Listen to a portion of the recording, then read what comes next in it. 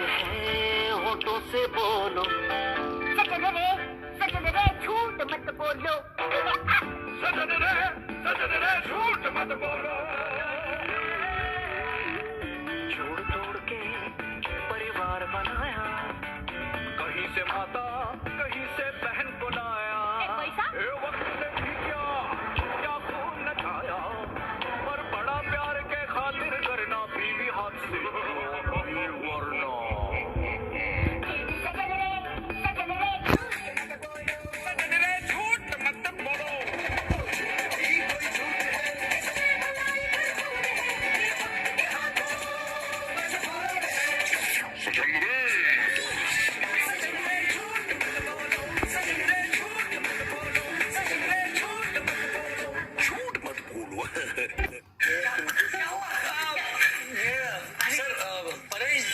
परेश भैया को थोड़ा दर्द हो रहा है। क्या हुआ बेटा? ठीक तो हो ना? ठीक तो हो ना भैया? वही दुखी विरहित जीवन। परेश भैया, मैं आपका दर्द समझ सकती। क्यों, आपको भी कभी ऐसा चोट लगा है? अरे नहीं आरती को ऐसी चोट क्यों लगे? हम तो सावधानी बरतना चाहते हैं कि आरती को कभी ऐसी चोट न लगे। चलो आप लोग उसे छोड़ दो, वैसे घेर के मत खड़े रहो, वो बेचारा कोई उसे कुछ नहीं पूछेगा। चलो गुड नाइट एवरीबॉडी, चलो हटो जाओ। Good night sir, good night. Paresh सब ठीक हो जाएगा बेटा, ठीक हो जाएगा। अंकल की खिसक गई है क्या? किसको सही बोल रहा है? किसको? मैं भी वही सोच रही हूँ। मैं जाकर पूछती हूँ। क्या जाकर पूछती हूँ? शेर सोने गया है, फिर से जगाओ मत प्लीज। वो शेर नहीं है, अंकल है। चलो ना, अभी बहुत लेट हो गया। चलो गुड नाइट। चलो जाओ, सो जाओ। इधर गिटार बजाते बैठोगे? ये लो, नाक के दर्द के लिए। किंतु दादा, हमारे तो हाथ में चोट लगा है, नाक का दवाई देता है। किंतु दादा, दर्द का है, लगा लेना बाद में। ठीक है दादा।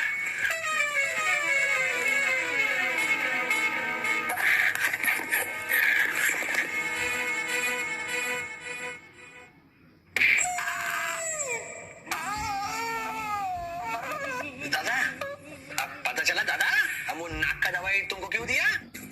मैंने तुम्हारी आंखों में चमक उसी वक्त देख ली थी जब तुम्हारी नजर आरती के हाथ पे पड़ी थी।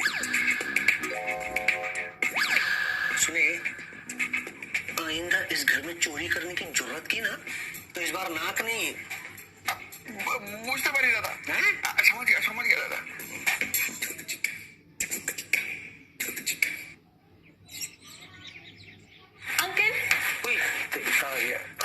अंकल चलिए, रेडी ना?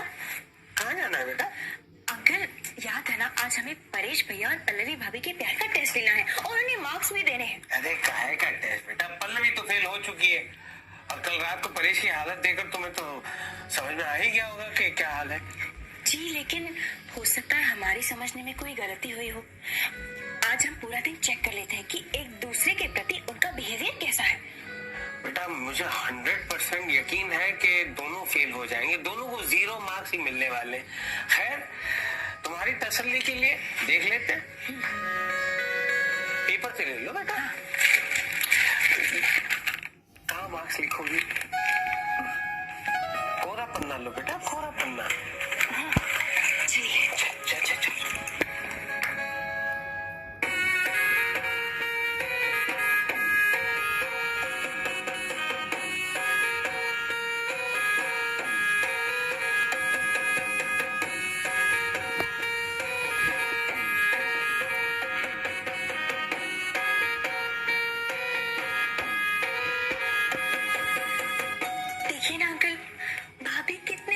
भैया को खाना खिला रही है और भैया भी उतने ही प्यार से खा रहे हैं।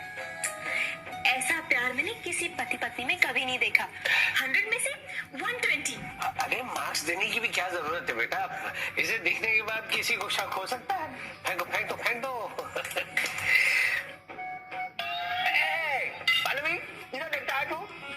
हम तुम्हारे सामने में बैठा है, घूंघट भी हम नहीं हो रहा है, ढंग से खिलाओ हमको, ढंग से खिलाओ थोड़ा।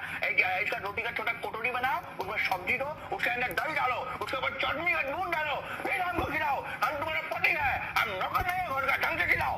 पल्लू साहब, पल्लू बेटे फिर मत उठा तुम। रोटी साहब, इनसे कह दो ये सब हमसे नहीं होगा।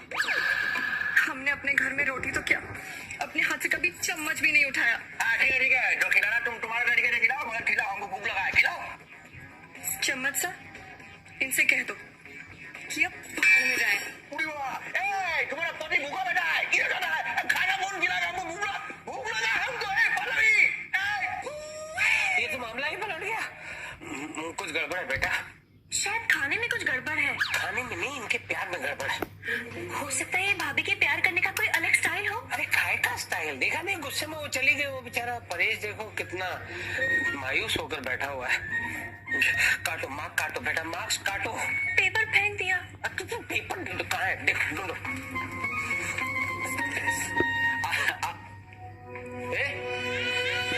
टेबल साहब, इनसे कहो हमसे खाना खिलाने का काम नहीं होगा। अरे ऐसा मत करो भाभी साहब, प्लीज प्लीज। जरा सोचो, परेश के हाथों को चोट लग चुकी है। अगर तुम ऐसे मुझे खाना खिलाओगे ना तो कितना अच्छा लगेगा। एक आदर्श परिवार की एक आदर्श बहू। बिस्किट साहब, इनसे कहो अंकल को जो लगना हो वो लगे।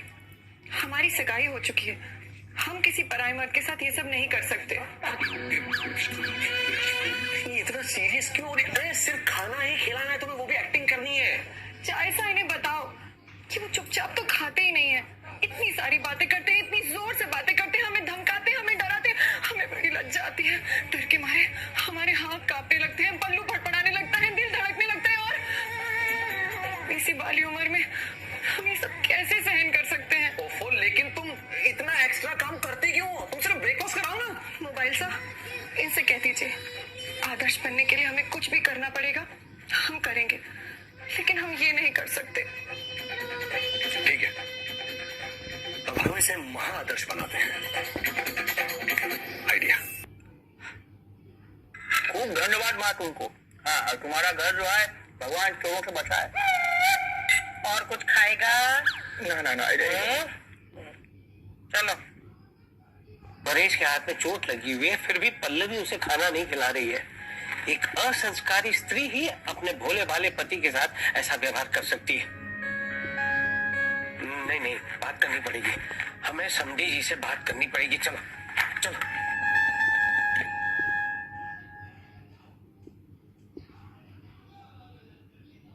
समधी जी, तुम बैठो। आप जरा यहाँ आइए प्लीज। आइए। हाँ।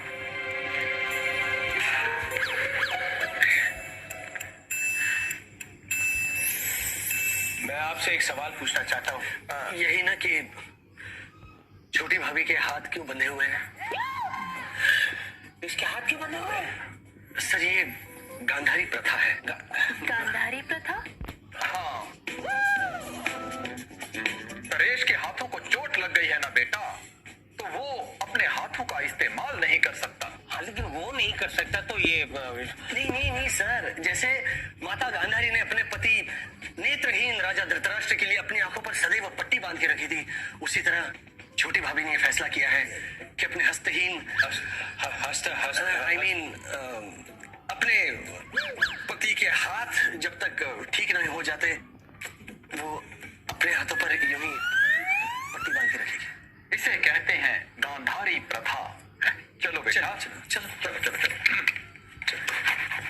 तुच्छ विचार, तुच्छ जी? मेरे तुच्छ विचार, इनके तो बहुत उच्च विचार है बेटा। क्या सोच रहे थे और क्या निकली।